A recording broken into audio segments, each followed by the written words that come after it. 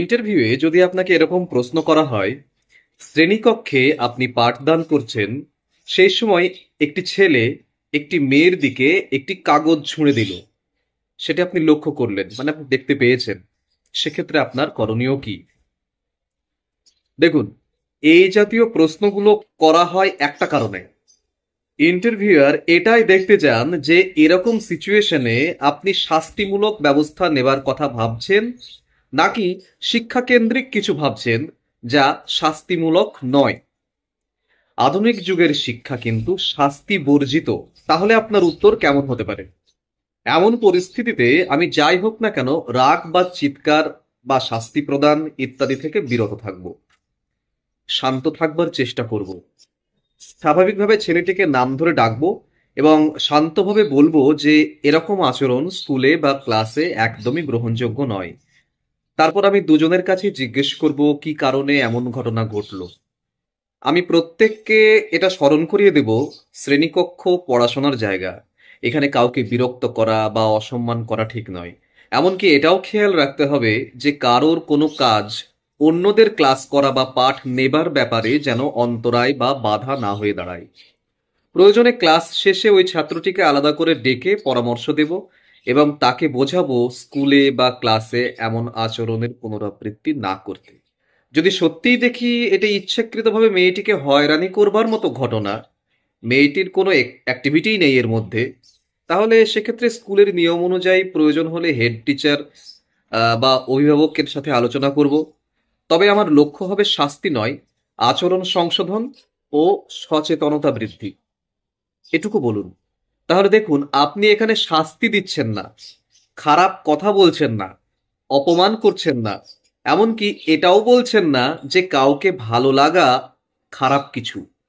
কারণ কাউকে ভালো লাগতেই পারে, সে ভালো লাগা ভালোবাসা পর্যন্ত গড়াতে পারে, কিংবা সেগুলো ভালোবাসা হোক বা ইনফ্যাচুয়েশন হোক, আপনি সেসবের মধ্যেও ঢুকছেন না। আপনি শুধু এটুকু বলছেন যে স্কুল বা ক্লাস ওসবের জায়গা নয়, উপযুক্ত জায়গা নয়। সেটিও বলছেন খুব নম্রতার সাথে, বুঝিয়ে স্নেহ করে। এভাবেই প্রত্যেকটি উত্তর হবে খুব সাবধানতার সাথে, যা শিক্ষার্থী কেন্দ্রিক, শিক্ষা কেন্দ্রিক এবং শাস্তি বর্জিত। এবারে আসি পরের একটি প্রশ্নে। এই প্রশ্নটি অনেকে আমাকে হোয়াটসঅ্যাপেও বারে বারে জিজ্ঞেস করছেন, ভিডিওর কমেন্ট সেকশনে অনেকে জিজ্ঞেস করেছেন, এআই কি খুব শীঘ্রই শিক্ষকদের জায়গা নিয়ে নেবে, মানে শিক্ষকদের রিপ্লেস করে নেবে? মানে এআই সম্পর্কে মতামত কি আপনার? এর উত্তর কি হতে পারে? স্যার, আমি মনে করি এআই শিক্ষককে রিপ্লেস করবে না, বরং শক্তিশালী করে তুলবে। এআই আমাদের সময় বাঁচায়, তথ্য দেয়, এমনকি ব্যক্তিগতভাবে বিভিন্ন জিনিস শেখারও সুযোগ তৈরি করে দেয়। শিক্ষক তো শুধু পাঠদান করেন না, তিনি মন ছুঁয়ে শেখান। টেকনোলজি আমাদের তথ্য দিতে পারে, সেই তথ্যের ভিত্তিতে আমরা হয়তো অনেক অসাধ্য সাধনও করতে পারি, কিন্তু টেকনোলজি কখনোই কাউকে অনুভূতি বা অনুপ্রেরণা দিতে পারে না, মূল্যবোধও শেখাতে পারে না। শিক্ষক হলেন সেই ব্যক্তি যিনি শিক্ষার্থীর মাথার সঙ্গে মনও গড়ে তোলেন, তার মধ্যে মূল্যবোধের বীজ রোপণ করেন। তাই আমি বলবো, এআই শিক্ষককে রিপ্লেস তো করবেই না, বরং শিক্ষককে আরো কার্যকর করে তুলবে। দেখুন, আমরা সেই ছোটবেলায় বিজ্ঞান আশীর্বাদ না অভিশাপ ইত্যাদি পড়েছিলাম, রচনা লিখেছিলাম। তো এই বিভিন্ন টেকনোলজি সম্পর্কিত এরকম প্রশ্ন আসতেই পারে, কম্পিউটার নিয়ে আসতে পারে, এআই নিয়ে আসতে পারে, যে কোনো কিছুই। তার মুখ্য উদ্দেশ্য হবে যে আমাদের কখনো রিপ্লেস করবে না, শিক্ষককে কেউই কখনো রিপ্লেস করতে পারবে না, শিক্ষককে আরো আহ উপযোগী করে তুলতে পারে, যদি সেটিকে ভালোভাবে ইউজ করা যায়। এবার তাকে যদি খারাপ কাজে ইউজ করা যায়, সে খারাপ কাজ করবে, ভালো কাজ যদি করা হয় তাহলে ভালো কাজ করবে সে। সুতরাং এটা সম্পূর্ণ মানুষের উপর নির্ভরশীল, কিন্তু এআই শিক্ষককে কখনো রিপ্লেস করতে পারে না। শিক্ষক মূল্যবোধ শেখায়, টেকনোলজি সেটা পারে না। এবার আরেকটি বিতর্কমূলক প্রশ্ন, সেখানে বলা হচ্ছে, ইন্টারভিউয়ার আপনাকে জিজ্ঞাসা করছেন, ধরুন যে একটি বাচ্চা বা একটি শিক্ষার্থী আপনার ক্লাসে স্ল্যাং ল্যাঙ্গুয়েজ ইউজ করছে, অর্থাৎ অশালীন ভাষা প্রয়োগ করছে। আপনি হয়তো একবার বলেওছেন, তারপরেও সে শুনছে না, বারবার সে স্ল্যাং ইউজ করছে। এরকম অবস্থায় আপনি কি করবেন? সেই একই ধরনের উত্তর হবে কি? শাস্তি বর্জিত উত্তর। স্যার, শৃঙ্খলা তো চাপিয়ে দেওয়ার বিষয় নয়, বরং বোঝানোর মাধ্যমে গড়ে তোলা যায়।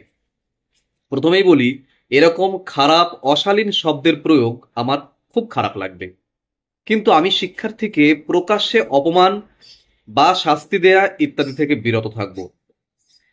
শেষে আলাদা করে ডেকে তার সঙ্গে কথা বলবো। আমি জানবার চেষ্টা করব কেন সে এমন ভাষা ব্যবহার করছে, অভ্যাসবশত করছে নাকি অন্য কোনো কারণ আছে। আমি বোঝাবো যে ক্লাসরুমে সবার প্রতি সম্মান বজায় রাখা কতটা জরুরি, শালীন ভাষা প্রয়োগ ব্যবহার কতটা জরুরি। প্রয়োজনে কাউন্সেলিং বা গাইডেন্স দেব, কিন্তু কখনোই রূঢ় ব্যবহার করব না। সব থেকে বেশি যেটা তার মাথায় ঢোকানোর চেষ্টা করব সেটি হলো, ভাষা একজনের চরিত্রের প্রতিফলন ঘটায়। এইভাবে আমি তাকে সংশোধনের সুযোগ দেব, কারণ আমি বিশ্বাস করি প্রতিটি শিক্ষার্থী পরিবর্তনের সুযোগ পাবার যোগ্য। অর্থাৎ যেটা বলেছিলাম সেই প্রথমে, প্রত্যেকটি উত্তর শিক্ষার্থীমুখী, শাস্তি বর্জিত। এবার এই ধরনের আরো একটি প্রশ্ন, মানে এগুলো একদম ফ্রিকোয়েন্টলি আস্কড কোশ্চেন আর কি, হ্যাঁ, এগুলো ভালো করে দেখে যেতে হবে, পয়েন্টগুলো লিপিবদ্ধ করুন আপনারা। ধরা যাক আপনাকে বলা হলো একটি শিক্ষার্থী আপনার ক্লাসরুমে ঘুমিয়ে পড়েছে, এরকম অবস্থায় আপনি কি করবেন? উত্তর কি হতে পারে? শাস্তি দেওয়া, জোর করে ডেকে তোলা এসব নয় কিন্তু, হ্যাঁ। উত্তরটি মোটামুটি এরকম বলতে পারেন, স্যার, আমি শিক্ষার্থীটিকে অপমান করব না, বা ঘুম থেকে জোর করে তাকে ডেকেও তুলব না। আমি বুঝতে চেষ্টা করব সে কেন ঘুমিয়ে পড়ছে। হতে পারে এটা তার কোনো অসুস্থতার জন্য, হতে পারে রাতে পড়াশোনার জন্য চাপ বেশি হয়েছে হয়তো সেই জন্য। আমি নিজেকেও জিজ্ঞেস করব যে আমি কি আজ ক্লাসে সকলের মনোযোগ আকর্ষণ করতে পারছি না, যে কারণে একজন শিক্ষার্থী ঘুমিয়ে পড়লো। তেমন হলে প্রথমে আমি ক্লাসের পরিবেশে একটু পরিবর্তন আনবার চেষ্টা করব, যেমন কোনো ইন্টারেস্টিং অ্যাক্টিভিটি, প্রশ্নোত্তর, বা ছোট গল্প বা ভিডিও ক্লিপ ব্যবহার ইত্যাদি করে আমি ক্লাসটাকে প্রাণবন্ত করবার চেষ্টা করব। যদি দেখি এর পরেও সমস্যা হচ্ছে, বারবার হচ্ছে এবং সে ঘুমিয়ে পড়ছে, সেক্ষেত্রে ক্লাস শেষে আমি তাকে আলাদা করে ডাকবো, এবং ফ্রেন্ডলি তার সঙ্গে বন্ধুত্বপূর্ণভাবেই কথা বলবার চেষ্টা করব। যদি দেখি সে অসুস্থ বা ক্লান্ত, তাকে বিশ্রাম নিতে বলবো 2 দিনের জন্য। আমার লক্ষ্যই হবে তাকে লজ্জা দেওয়া নয়, বরং শেখার প্রতি আগ্রহ ফিরিয়ে নিয়ে আসা। কারণ আমি বিশ্বাস করি একজন ভালো শিক্ষক শুধু পড়ান না, ঘুম থেকে জাগিয়ে তোলেন, শুধু শারীরিকভাবে নয়, মানসিকভাবেও। তাহলে এই ধরনের উত্তরগুলো, ক্লাসে ঘুমিয়ে পড়লো আপনি কি করবেন, স্ল্যাং ইউজ করলো কি করবেন, এই জাতীয় যে সমস্ত উত্তরগুলো মোটামুটি একই উত্তর হবে। আপনি কোনো শারীরিক শাস্তি তো দিচ্ছেনই না, তার কথাই তো মানে তার তার কথা তো তুলবেনই না।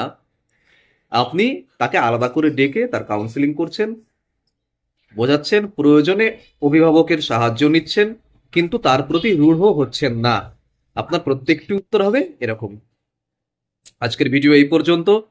ভিডিও কেমন লাগছে কমেন্ট করে জানাবেন। যদি কোনো অসুবিধা হয়, এইটা আমার হোয়াটসঅ্যাপ নম্বর, এই নম্বরে যোগাযোগ করতে পারেন, কোনো অসুবিধা নেই। আপনার যে সমস্ত উত্তর, মানে সিচুয়েশন বেসড প্রশ্ন, বা আমার সাবজেক্ট ইংলিশ, যদি ইংলিশের কোনো কিছু সাবজেক্ট ওয়াইজ কোনো কিছু প্রশ্ন তৈরি করে দেওয়ার থাকে, সেগুলো আমাকে জানাতে পারেন, যথাসাধ্য হেল্প করা হবে। ভালো থাকুন, দেখা হচ্ছে পরের ভিডিওতে।